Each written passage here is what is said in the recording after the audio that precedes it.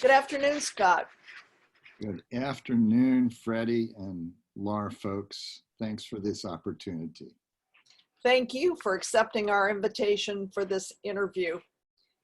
Los Altos Residents is an organization of your neighbors who care deeply about the city and whose mission is to ensure that every resident's voice is heard by the city council, the city commissions, and city staff.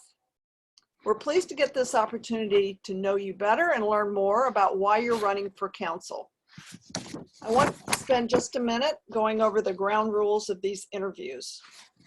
All of the questions were sent to each candidate prior to the interview, and each candidate will be asked the same questions.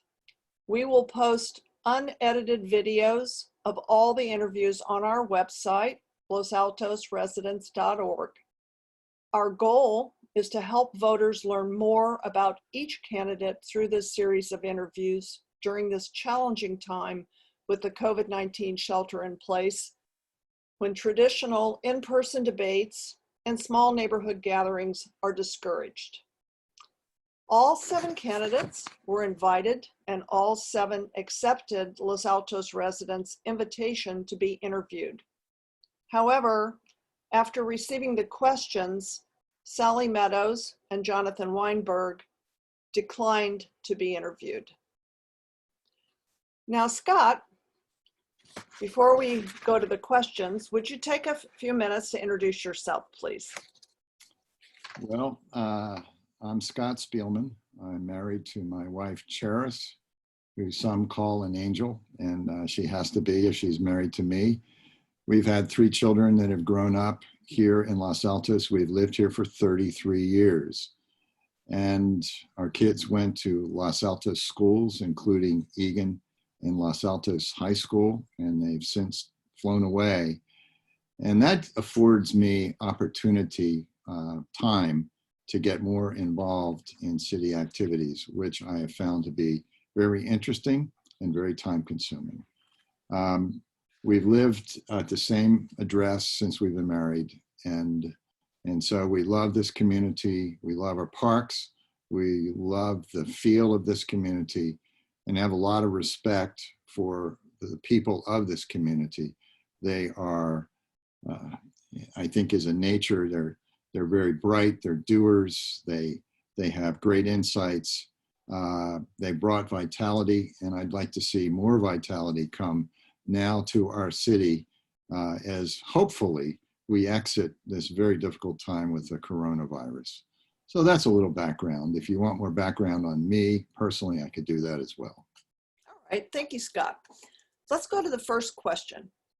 In your role as an appointed city official, what do you think are your most significant contributions to the community? Well, historically, I've been very active in the community in different ways, even though I've been working professionally since I've been here, and I still am.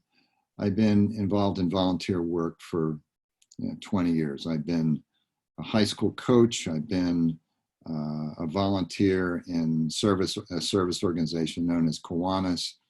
I've served now for over a year as commissioner on the Parks and Rec Commission, where I am vice chairman. I've been involved in some of the difficult issues of our city, as far as a 10-year-long program to get some visibility to dog parks, another look at Halsey House. I've been involved in some of the Grant Park actions and activities, and been involved in, at least in support of the commission's work to get glyphosate banned from our parks, which we accomplished with a lot of credit that goes to Tanya Lindemeyer, but a number of us, a couple of us were involved in that and went to the Environmental Commission to talk about why that's so important. So I've also been very involved in city council meetings, listening, speaking, learning. And so it's been quite an interesting journey getting to know our city. Okay, thank you. So if you're elected as council member, what will be your priorities, and what will you do to make sure that they will be accomplished? Well, as I mentioned, I'm quite concerned for us as a city, as far as our finances and as far as our businesses exiting the COVID virus era. And we don't know when that's going to be, by the way. But it's very important that we mitigate the impacts of COVID virus to some extent. We have to tighten our belts financially in our city. And I'd certainly want us to be very wise about spending. But I'd also want to see if there are ways to explicitly encourage our small businesses in the city. I believe they're going to need a little bit more help than the $380,000 of loans that they've gotten. And I, for one, would like to see our city rally around them through the Los Altos Community Foundation, be able to provide a bit more. I think it's needed.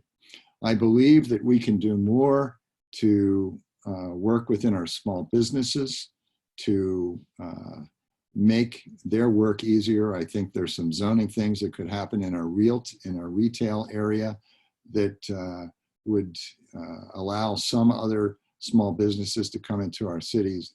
Maybe the back side of some of our retailers on Main or State Street.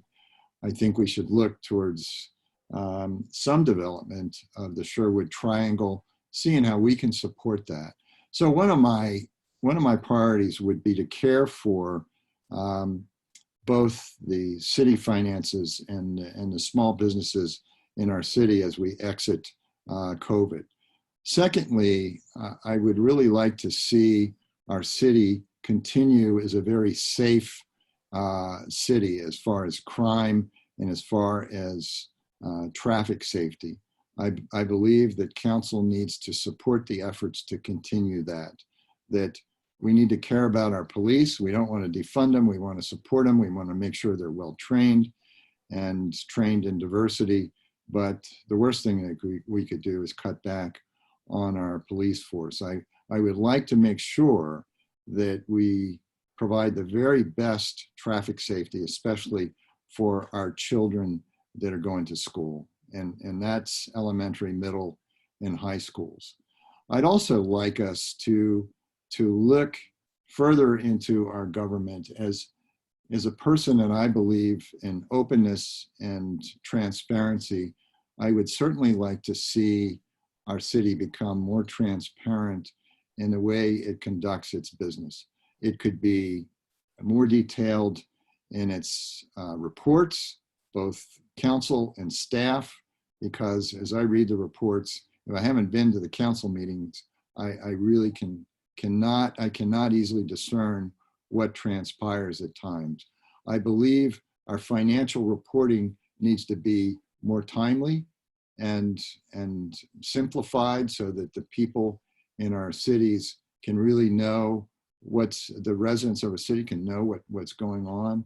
And I believe that we should continue to look towards our priority projects and give a review. How are we doing on our priorities? Because I believe we need to be a more results-oriented council and city. And then just a couple other things briefly. I think the quality of life of our town is one of the things that attracts people here. And one of the reasons that people stay, and if the quality of life here was to be disrupted, I think people would seek to leave. So I believe that our zoning codes need to be more objective and clearly written and updated, and there's been a lag in getting that done so that we can defend ourselves in as far as new developments go in our city, and that our voices within our town are heard. And I believe that our council needs to be very active, not only in doing work for our residents, but also in its liaison work or its communication work with our state representatives, because I believe that we're going to be impacted by more and more of the bills that are going to be thrust upon us. Lastly, I would just like to offer that we need to continue to focus on our infrastructure to make sure that our sewers are in good order, our parkland is preserved and expanded, and we really need master plans in some of our areas. Our parks need an updated master plan. Now it's over 8 years old, and I believe Grant Park needs one as well in particular. So these are some of the things that are important to me, and there are others that I've also looked at. So I think that's enough of a list for now, but I could add more if you want. All right. Well, let me ask you about finances, since you brought that up. When the financial demands of Los Altos exceed the available and projected public funds, what factors will you consider when allocating these funds to all the competing demands? Well, I think we need to budget to our priorities. If we establish priorities, then unless there's a compelling reason to change, then that's what they should follow. So the city budget should reflect the council approved priorities in our city and our CIP projects. Now we have about 150 million of CIP projects to be completed.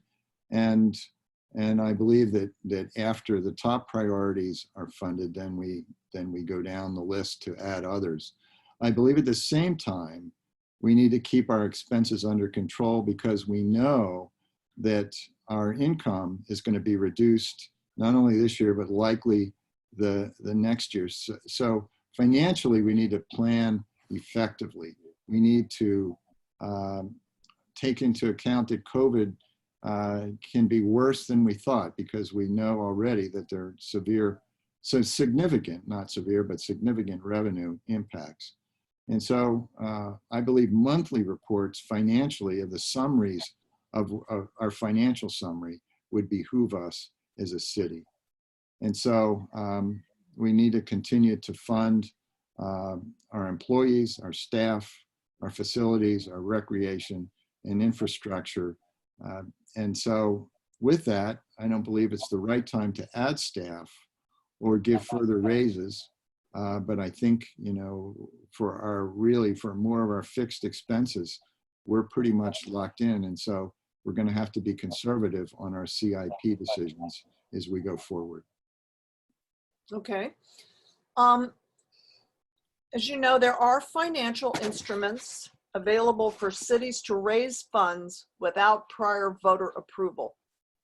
What's your position on having Los Altos use this type of financing? And if you would vote for council to do so, please describe one or two instances where you feel it would be appropriate. Well, I'm a person that I don't like debt for a city. I like a balanced budget in a city. And so, there are different ways to raise money. There are bonds that need, municipal bonds that need voter approval. There are certificates of participation that are a little bit like municipal bonds, but they're a little bit more complicated, and they can be done without voter approval, but they come with a more expensive price tag. I would be hesitant to use those. I think they're complicated and costly. There are other ways to raise money, and certainly the city is considering one, which is taking out a loan. And I believe that probably it's going to be necessary for the city to take out a loan, because our civic center is going to run significantly over what it was first intended to be. I believe initially it was intended to be 24 to 25 million. Now I think it's up to 38 million. And so in listening to our director of finance, Sharif, his recommendation is that we're going to need to take out somewhere between a 10 and 12, 13, possibly $14 million loan. I believe that it may come time for that to happen. But I prefer it not to happen. But if it's necessary, then that's one area where I could see us making a decision to go ahead and use that other means of a financial resource. Okay. Let's move to zoning codes. Do you believe the current building codes for the various zones, commercial, residential, and mixed commercial neighborhood, especially those related to building height and density, are appropriate for Los Altos? Well, our zoning codes are still a little bit in the gray area. I don't think they're as well defined as they could be. They raised the height limits several years ago, and that's opened up some areas of developers increasing heights in our city. I am perfectly comfortable with a 3-story building in our commercial areas, El Camino, downtown, wherever we have commercial districts. What I'm concerned about, though, is the development that's coming to our city from the state. And there are just a flurry of bills that come, and it's almost very difficult to keep up with. And it's my understanding that even the people in the legislature can't keep up with them all. But the one that concerns me most is 1120, which would wipe out single-family housing. Now, our zoning is fine in our city, but what would come to us because of that bill could dramatically affect our neighborhoods. And if that passes, then neighborhoods would dramatically change, and we could have duplexes, fourplexes in areas right now where we have single-family homes. Senate Bill 902, it's my understanding that that is not doing well or may be defeated, but that would allow up to 10 units on a parcel within a half mile of a transit area. And so that would also affect our zoning in single family areas. So there is a real threat to our town the way we know it, and especially in a single family areas. There are other developments that are like 5150, that's a 5-story condominium. Well, now that's kind of on hold because of the developer's financial problems. But there are some people, maybe one even running for council, that's okay with a 7-story building. And I think that would have a really deleterious effect on residents nearby, because there's nothing that could easily be done to have people not be able to look down on their neighbors if that's the case. So I'd like to see the heights limited as much as we can to 3-story, but I know because of Senate Bill 35 that is law, that may be very difficult. And so in working with developers to do the best that we can to negotiate the lowest possible impacts on residents in our city. Okay, thank you. My next question was to ask you what your opinion was of Senate Bills SB 1120 and 902, but you've already answered that question. So I'll move to the next question. Are you in favor of defunding the Los Altos Police Department? And you did provide insight into your thoughts in your introductory statements, but perhaps you could just provide additional comments about defunding the police. Well, overall, I think my experience and the experience of many of the residents, I can't say all of the residents because I know of some that haven't had positive experiences, but the majority of the residents in this city are happy with our police force. We have had an increase, I believe, recently in car break-ins, and that's kind of gone up and down as elements have come in from outside our city to break into cars in our neighborhoods. We have potentially some issues with speeding that I note, especially on San Antonio and other roads in our city. And I don't know that we have quite enough patrol officers to take care of that, and also take care of all of the complexities in children going to school. I mean, for example, children cross Foothill Expressway to get to Covington. We really need a police force that can really take care of our traffic, and also be able to protect neighborhoods.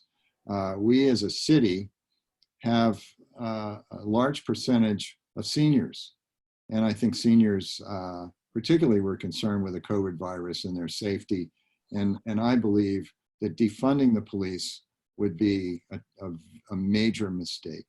That as cities have done that in the nation, and these are larger cities, they have seen increases in crime, like murders, for example. And I believe that we really need to support our police and work with our police, sort out any kind of issues of discrimination if they are there, investigate them, train our police well, but they are essential and vital to our community. Okay, thank you. Let's move to resident focus. How would you define a resident-friendly candidate for City Council? Well, one of the things that I've been hearing as I've entered into my candidacy from different constituent groups, I've talked to seniors, I've talked to areas around parks, especially the people around Grant Park.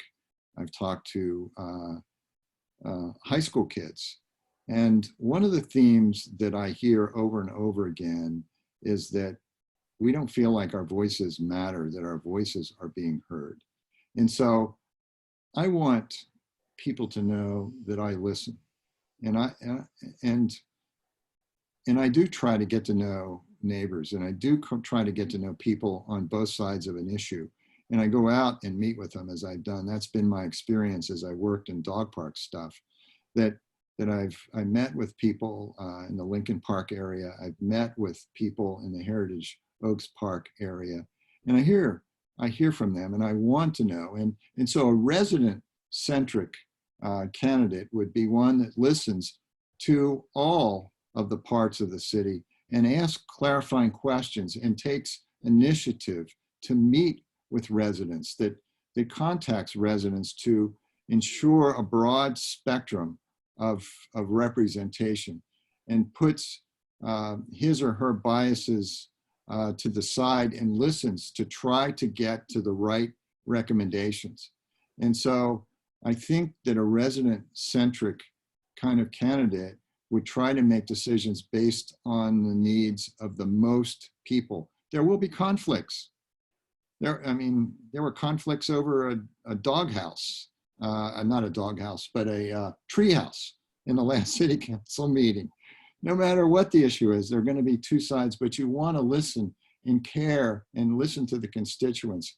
And the care and the resident-centric focus would want to preserve the quality and character of our city, but also encourage at the same time reasonable development so that our businesses can thrive at the same time. So it's a blend when it requires a major effort to take initiative, to listen and care and engage and involve people.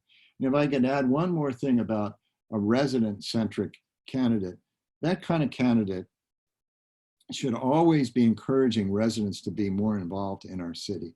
Our city government will run better the more people that are involved in the city. And so one of the things that I would very much want to do if I were elected was to try to promote more resident involvement in our commissions, in our city council meetings, throughout the board, across the board, and to make our city council meetings shorter and more concise so that residents can hear and understand what's going on and want to be involved. And that they feel like they know because they're well informed, and they feel like they're involved because they're listened to. Okay, thank you. What will you do as an individual council member to keep current with the wants and needs of Los Altos voters? And specifics would be very helpful. Well, some common sense things come to mind for me. Number one, to be available, to listen to people, to have set hours where people can contact me as an individual, and to be available and answer their phone calls and listen. Not just a rotating system where you're on or off, but I want residents to have the freedom to know that they can call me at certain hours and get through to me. Excuse me.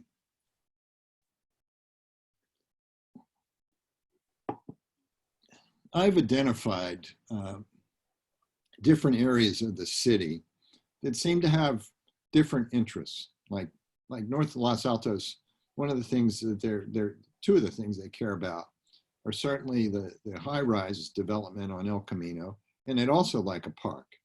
Their needs are a little bit different from the people that are in the south of the city that care about the potential pollution that comes from Lehigh. And across the city, there are different issues. And so I would want, as a council person, to have get-togethers with maybe a dozen different regions of our city once a month, every year. And so on a rotating basis, you meet with a group, you meet with another group, and then you spend the time to find out what's going on. Do you have any thoughts, any issues, any recommendations, any questions? And so I'd like to see as well better surveys done in our city over the major decisions. Recently, the city conducted two kind of surveys on reach codes, and I think they really fell far short of the kind of quality that were needed to engage the whole city. And they didn't get the participation, nor do I believe they were as scientific as they could have been. And so I'd like to see us survey the residents in a little bit more detail and a little bit more scientifically. Beyond that, I really, and I mentioned it before, but I believe the staff reports need to be more detailed and more timely, and make sure that that there are not all these last-minute changes right before a council meeting that throw people off, and they don't know which set of materials that they should look to. We need to be much more disciplined in telling the residents in advance what's going on for our council meetings.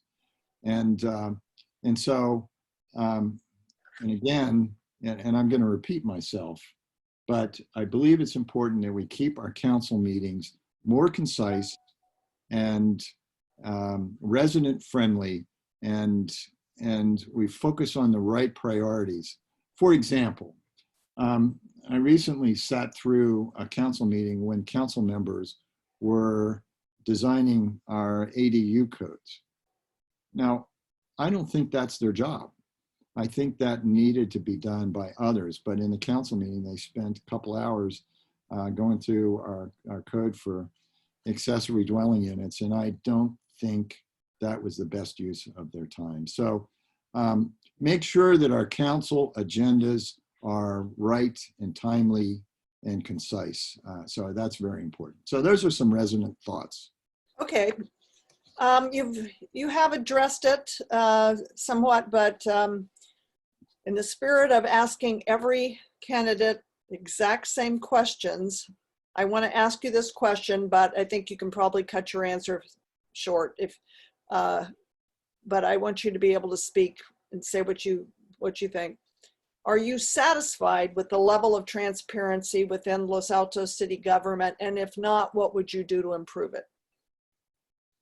Well, I'm not. I think we can do better. I think we can do more.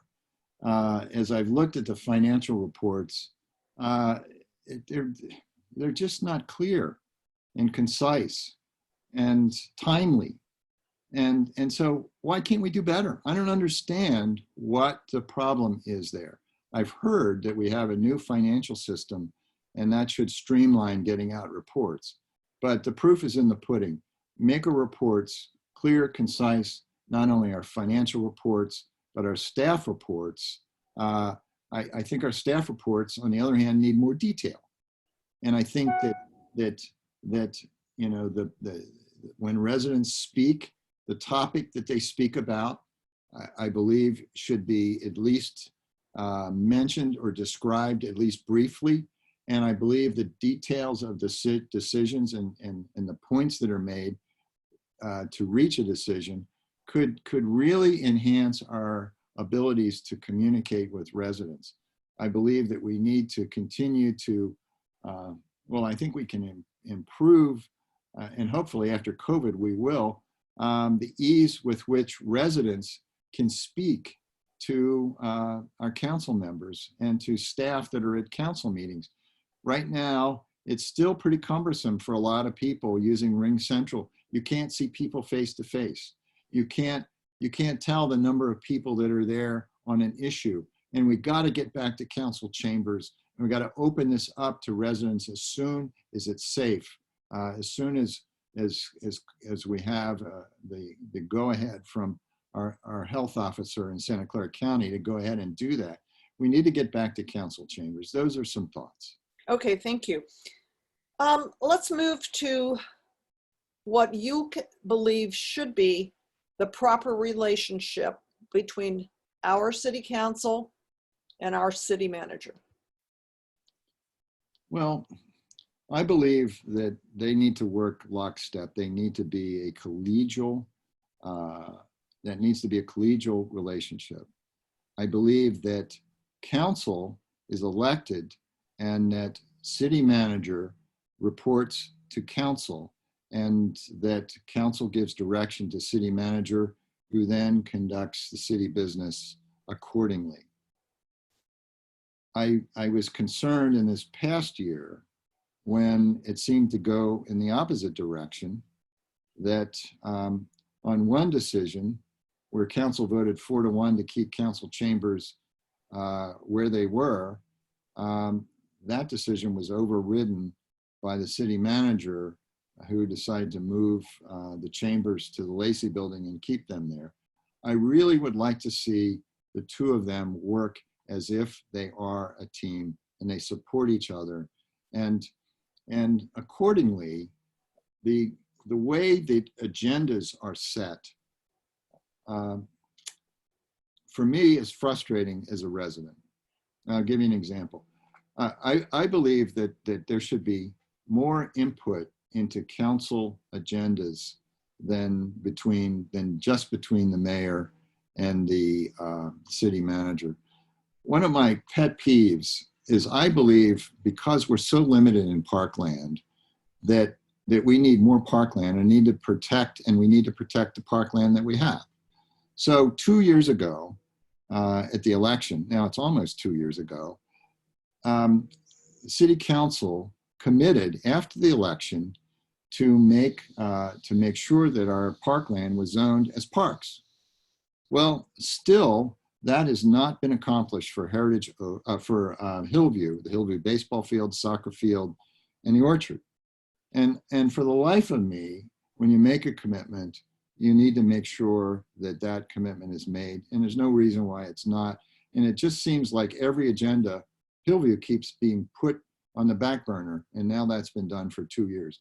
If I made a commitment to a boss when I worked in Silicon Valley that I was going to do something and I didn't do it for 2 years, I don't know what would have happened to me. Well, I do know what would happen to me. So my idea is that needs to be a very collegial group, and they need to be accountable to each other, but ultimately the city manager is directed by council.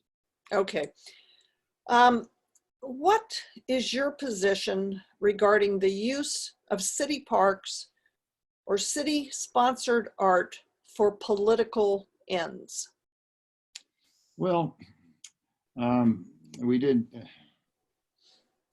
have one of the terrible experiences in America, and what happened in Minneapolis with George Floyd, and more recently in Wisconsin. I mean, they're tragic, and I understand the heartache. I understand. I grew up. A number of my friends that I grew up with were Black, and we played sports together all the time. And I know that there's a racial divide, and there's still a racial divide. And I understand the heartache. I understand how people really wanted to take action, and I appreciate that they wanted to take action because of George Floyd and some history. But when it comes to our parks, I believe our parks should be politically neutral. In fact, that's what our art commission came up with as far as criteria. And I believe their criteria for art in our parks was validated by city council. And so I believe that the art that appeared in Foothills Park was inappropriate and was inconsistent with the laws of our town, at least the policies of our town. And that it remained so long, I can understand the heartache behind it, but some of that art was very offensive, like a Black Panther eating a white pig, and another part of art that said, "We want revolution, not education." And so we have to keep politics out of our town, because there are people on both sides of every issue. Another out of our parks, excuse me, not politics out of our town, but politics out of our parks. And so with that in mind, I really want our town to be one where we accept and endorse diversity throughout our parks, that all people should feel comfortable and welcome in our parks, but political statements, that they're the purview of council, and I don't believe they belong in the park. All right. Another question about parks. What is your position regarding funding offers from private groups who want to alter a city park to facilitate a particular activity that they favor? And in your mind, does it make any difference whether the funding is partial or full? And does it make any difference if the group attaches conditions to the offer to fund? We do have evidence of it, and I've been quite involved in the bocce ball issue, which is a prime example of that, as being part of it's come to the Parks and Rec Commission. And I believe that the city should welcome donations from individuals of any kind, but there shouldn't be strings attached per se as it relates to parks. The fundamental problem with what's happened with bocce ball is that it's because of the money, it seems to have raised the priority of bocce ball above a master plan and above other alternatives. And so when money is given, it's sort of really from the city policy, we really need to have a plan about what's going on in that area of a park, and to know how that money can fit in as far as the planning principles go. I'm not sure we've met that. I believe at Grant Park, for example, we need to have a master plan, because when you take away land from one for one specific purpose, you preclude other uses of that land, and there may be other areas that would benefit the residents more so. That, for example, I endorse bocce ball. I think it's a really fun and I think it's particularly fun for people of all ages, maybe seniors, but the kids, the youth, want a full-length basketball court. When I grew up, where I grew up, there were many places. In Okay. fact, we used to go and play basketball with the professional basketball team when I was a kid, the Baltimore Bullets. They would come to our playground. We don't have a lot of that here. So we have competing interests. To get to the bottom line, though, bocce ball or designated money should not raise its priority above other priorities. It really looks like, money talks and residents aren't listened to. And Okay. that is a concern. All right. Let's go to the last question. How do you feel about the proposed REACH codes and the manner in which the Environmental Commission, the city staff, and the city council moved this item along towards a scheduled vote next month? You ask a lot of the controversial questions in our city. Well, I've looked into REACH codes because I have a heart to be environmentally friendly. I've traveled the world. I've seen the worst of pollution.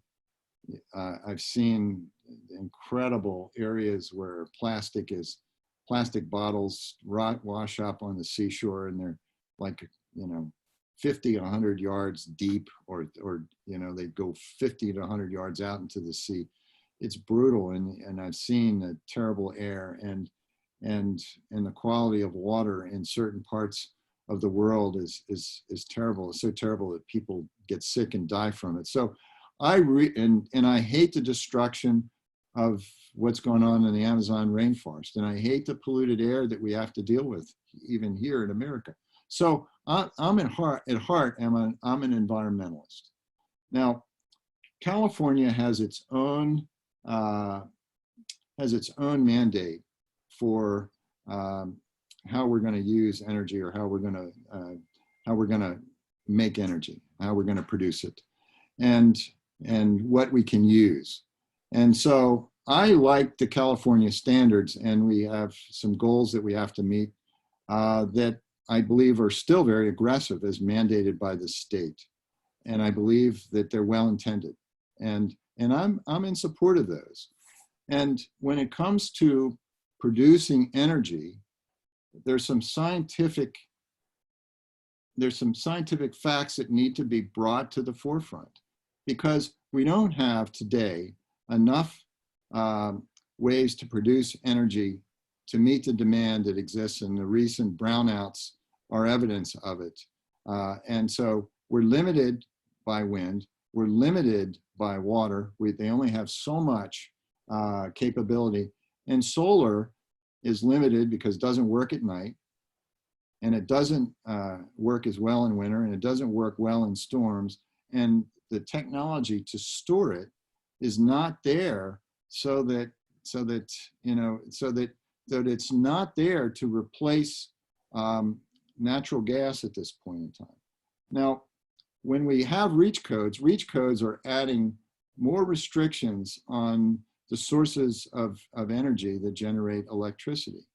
Natural gas is not perfectly clean, but it is relatively clean. It's relatively economical, and it's relatively available. And there's a lot of it in America. And if you take away that source, I do not know that we're going to have enough energy by the time that our nuclear power plant at Diablo Canyon goes offline in 2025 or 2026. I believe it could be cataclysmic. I believe that we could have rolling brownouts or worse. And I believe that the demand for electricity will go up so much that the price will go up, and that the people that are on fixed incomes or lower incomes will suffer the most. Could you speak to just very briefly about the process that brought the REACH codes to the council vote next month? Just very briefly. Briefly, I believe that it was really rushed quickly. without resident input, with poor surveys done, and without a total analysis of this, I believe that much of what has been presented by council has been one-sided. And I believe there are two sides to the issue. I believe ultimately they may make sense, but I don't believe they make sense now. I believe that we've run into the appearance of maybe a conflict of interest by our mayor. Now, legally, I can't tell you because I'm not an attorney, but the appearance of her being the CEO of a clean energy company in the next door county, and her pushing this, her pushing this through and making public statements favoring these REACH codes, saying that we need to get this done, I believe has somewhat created an area of bias, and I've been uncomfortable with it. I believe that we ought to wait on this decision until we have the science behind us, that we know we're going to have the energy that we need. Okay, well, that's the end of the questions, Scott, and I'd like to thank you for participating in this interview. If you have just a few comments that you'd like to make to summarize your vision for the city at the end of this interview, we'd love to hear them. Well, first of all, I really love this city, and I haven't done enough to support the city. I've done all kinds of other volunteer work, and it wasn't until the last few years that I realized that I needed to serve my own city. I served kids. I did all kinds of service work with Kiwanis, and I did stuff with the Stanford Business School Alumni Association, and I did stuff with schools, but I didn't really do enough for the city government. And as I've gotten involved, I realize that there's certain things that I believe are needed now, particularly. I believe that our council needs people who listen to residents, who listen to businesses, who listen to property owners, who listen to people that are in high schools and are retired, to teachers, and to all the people that have an interest in this city. I believe that the city council needs people who will focus. Los Altos has a reputation of lots of analysis, but not much results. Other cities tell me that, that you live in a city where you don't get much done. I'd like to see more results, that our priorities would be set and we would manage and budget to our priorities and get things done. I believe our city council needs team players. And I have really spent much of my life working on teams, whether it was with the governor's office in Massachusetts, the transportation authorities, the boards of companies, the people in my own companies, the people in the church in which I serve. Teamwork matters, and I'm a team player, and I care about teams that work well together. And I believe that we need to have people that have abilities to adapt to change, and I believe our city needs to change for the better, and we need to change in a wise and effective and financially wise way. And I believe that those are things that describe me. And I believe that I have the time, I have the integrity, I have the care for results, and I have the heart to work with people. I believe I have some of the qualities that truly matter to our council, and hopefully people will consider me as they vote. Okay, well, thank you very, very much, Scott, for joining us this afternoon. We appreciate your participating in this series of interviews. Thanks for having me. Okay.